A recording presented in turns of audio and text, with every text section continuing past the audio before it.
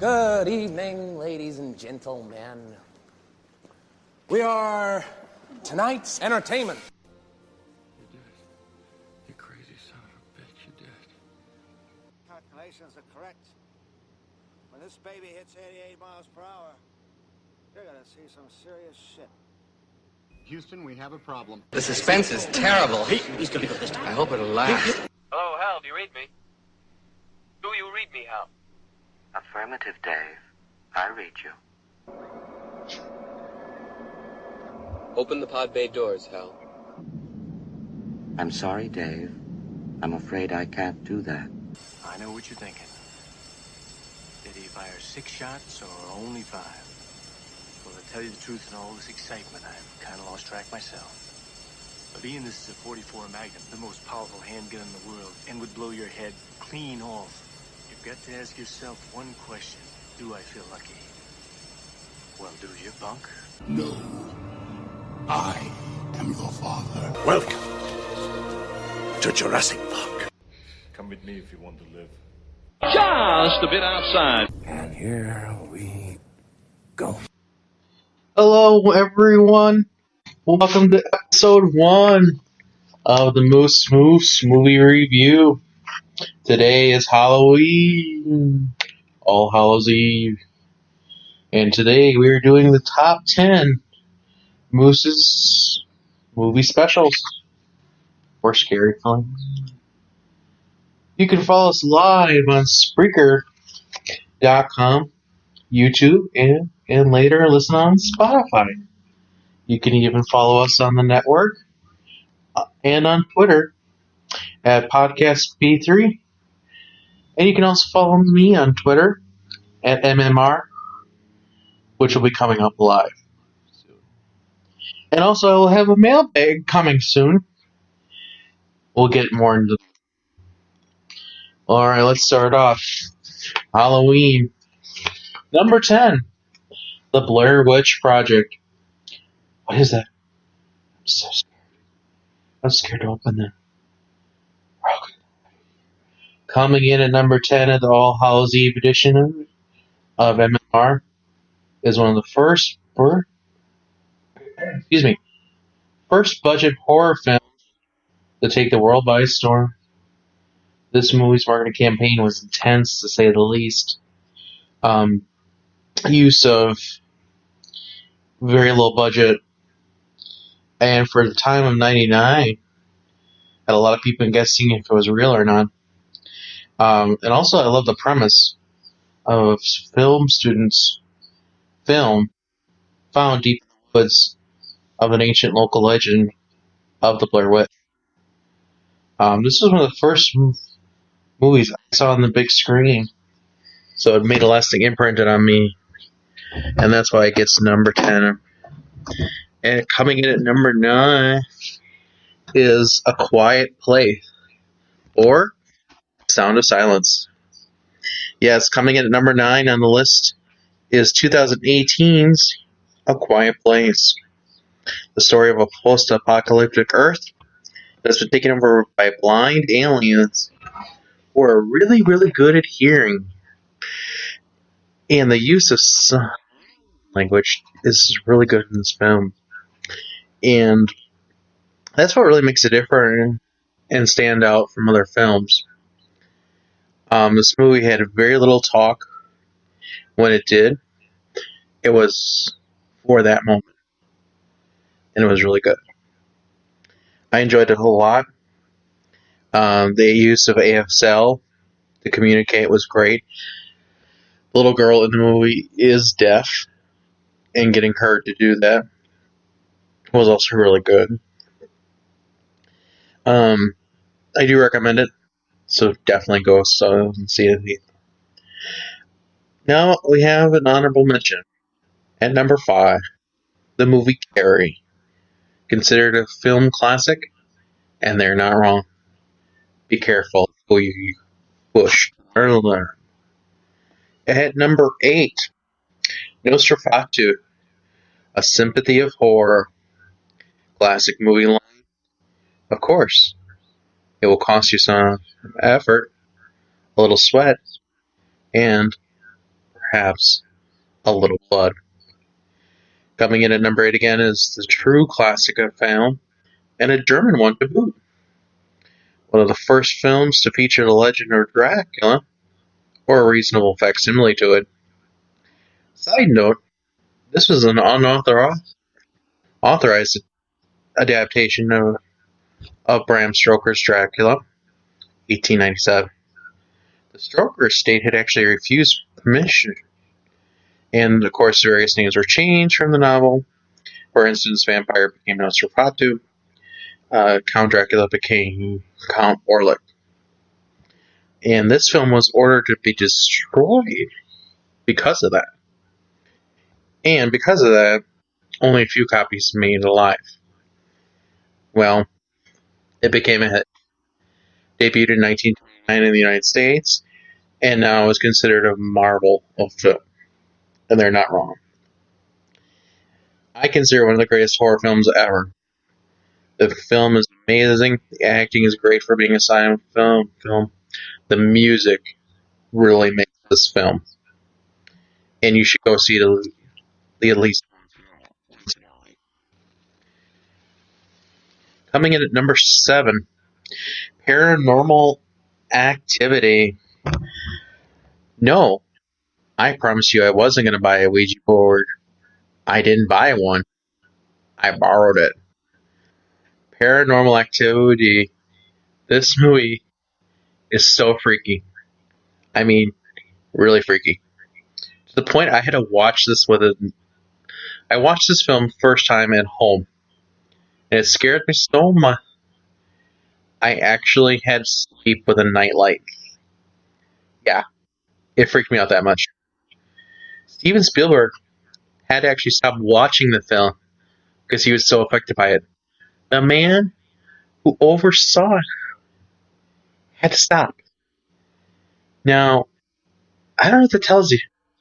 When a film scares a famous director like Steven Spielberg, you know you have a very scary movie. He did finish it in the daylight hours and came to love it. This is our second low-budget film on the list, but has so much more realism from Blair Witch. And it felt like it could really happen to you. Now, there are 3 endings, and the one in the theater is probably the best. The one where she, spoiler alert, kills herself with a knife is very dumb. Or where she gets shot is also really dumb. I like the ending where she becomes a demon. Also highly recommended, but you may want to keep the light on. Another honorable mention coming up. Number 4, Alfred Hitchcock's classic, The Bird. The Birds. Definitely check this movie out. It's a great film. So are most of Hitchcock's films. And we'll see him again. Number 6, Dawn of the Dead, 1978 edition. Classic film line. Every dead body that's not exterminated becomes a new one of them. It gets up and kills. The people it kills get up and kill. George A. Romero's zombie franchise second installment of one of the best sequels to a movie ever of Dawn of the Dead. I enjoy the older film versus the remake or remaster, as they may be referred to. This movie, being from the 70s, does show its age, but is a great film nonetheless. But George Romero, master of film and horror effects, was wonderful for the time.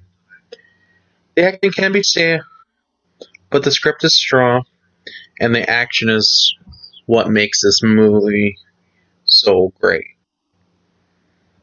Also, along with Night of the Living Dead, makes a wonderful 1-2 combo for any horror fan. Cracking the top 5, The Shining. And of course, the most famous line of that, "Here's Johnny." Stanley Kubrick. Masterwork. of the novel by Stephen King by the same name. Such a cult classic. Cannot be ignored. I love Kubrick's films. Clockwork Orange, 2001: A Space Odyssey, The Shining. So many great films. And he is a wonderful master. And I recommend this film highly. And it's always constantly right. This movie made 2001 American film industry's 100 years list of 100 thrillers at number 29. Definitely worth to watch. Coming in at number 3 for honorable mentions, Psycho, another Alfred Hitchcock classic. A boy's best friend is his mother, Norman Bates. What a murder. And also one of the greatest plot twists to a movie ever. Definitely goes down. So many good horror films.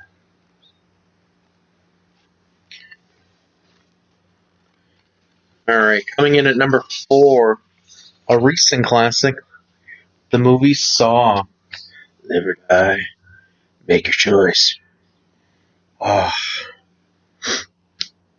great. 2004. Much like The Blair Witch and Paranormal Activity, this was a very different film. And it stood out. Because it wasn't like horror films. There wasn't screaming. There wasn't a running madman coming after you. It was just people killing themselves. John, or Jigsaw, Tobin Bell, played it wonderfully in that voice. Never die. Make your choice. Oh. It really sets the tone. He never actually kills them. They kill themselves. All to make people realize the life they have. The series kind of has gone off the rail in the recent years. The first 3 are probably what you're going to want to see. But, yeah. Saw. Good movie. First 3. Coming at number 3, the movie It. The 2017 edition. Come on, Georgie. Take it, Georgie. I know, a remake. On the list. By the Moose. A remake. I know, right? I'm shocked. But damn, what a good movie. And to make it on my list. Now, I know the 1990s miniseries, really stood the test of time. And, of course, being another Stephen King book, 1986 book with, and the miniseries had Tim Curry as Pennywise the Dancing Clown. Now, can I just say something about Tim Curry? He's played the Bighorn guy in Legend. He's played Dr. Frankfurter. So, this man is creepy. And he plays it well. Now, don't get me wrong. Bill Sarsgaard as Pennywise was just as creepy. I thought his costume was much better than Curry's. But the one thing that made the difference between this remake, versus the original, is it actually stood out and got past that shadow of being a remake. It's saying, hey, remakes can be good. Remakes are good. And the sequel is good. And that says a lot. Because horror films have really degraded. They take a franchise like number 4 Saw, and they just keep making it, and it just dies. And the plot just becomes so dumb. I mean, look at Friday the 13th. We're now on, what, 3 reboots?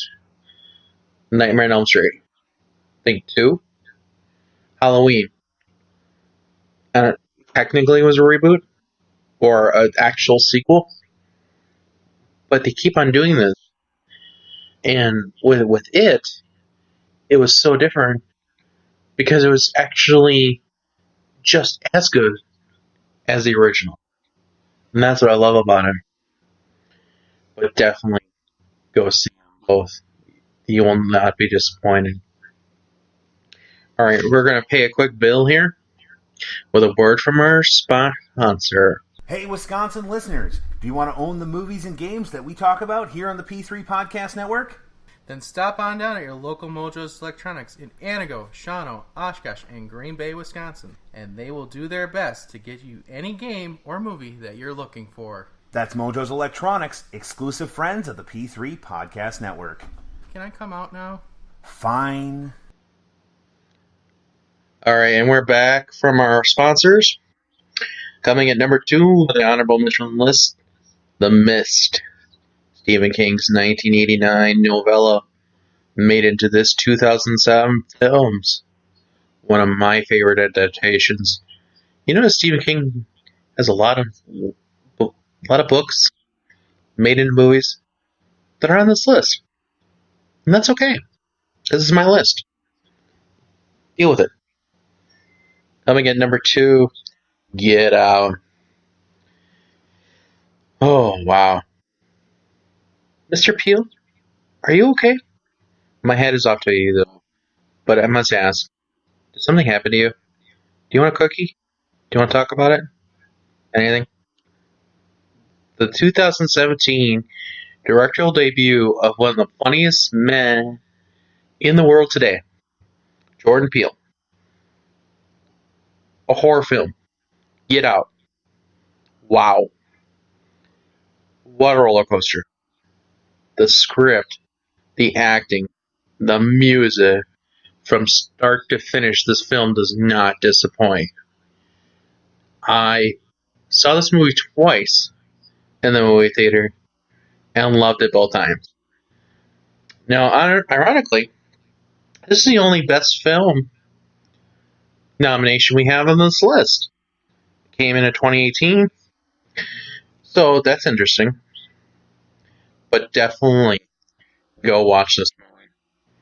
I loved it. And I can't say enough about it.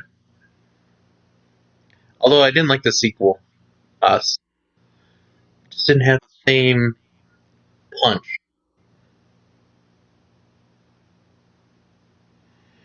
And honorable mention number 1, Misery.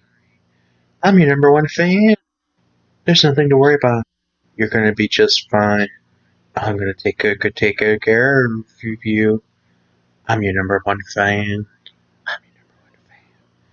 Stephen King's 1987 brought to the big screen. Kathy Bates and James Caan. Oh, man. One of my favorite films.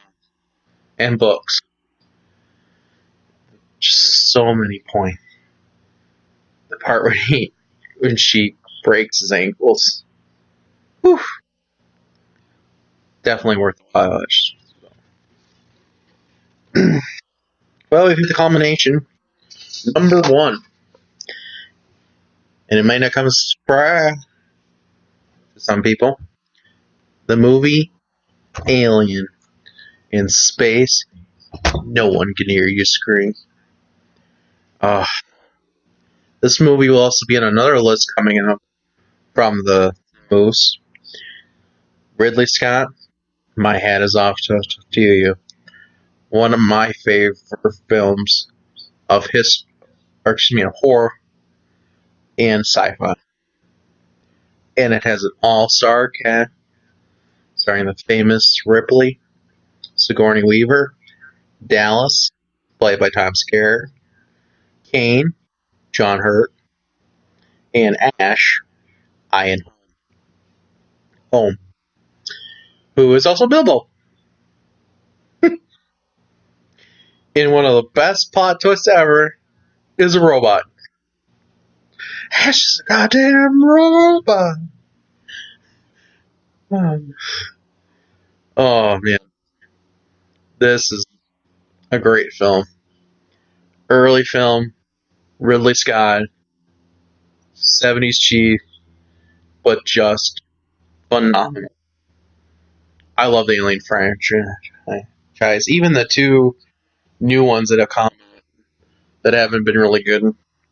They're not bad. They're not good. Just I think they try too hard.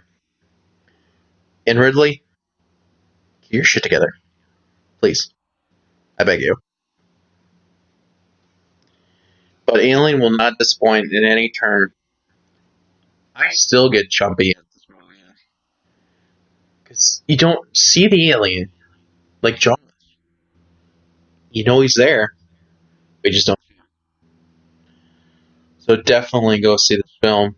The first two are probably the best two. Alien and Aliens. But what can I say? Whew. First episode. Top 10 movies of horror. Hope you enjoyed it. If you have questions, concerns, or comments that you'd like to ask the Moose, I'll have an email soon for this podcast. And I hope you enjoy. This is my first episode. And I want to thank everybody for listening. And I want to thank my friends who stood by me these past few months. Without you, this could not have been possible. I love you all. Be well and stay safe. Post-game show is brought to you by... Christ, I can't find it. The hell with it. Take your stinking paws off me, you damn dirty ape! Are you not entertained? Are you not entertained? Is this not why you are here? Red, you go. Where shall I go? What shall I do? Frankly, my dear, I don't give a damn. Go ahead. Make my day. You ever dance with the devil in the pale moonlight? So you get nothing. You lose. Good day, sir.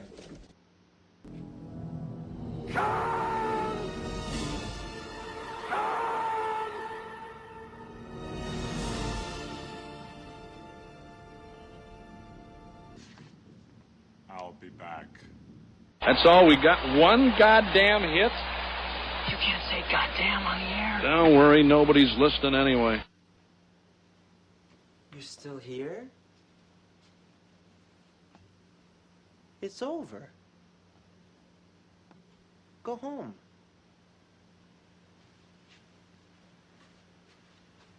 Go.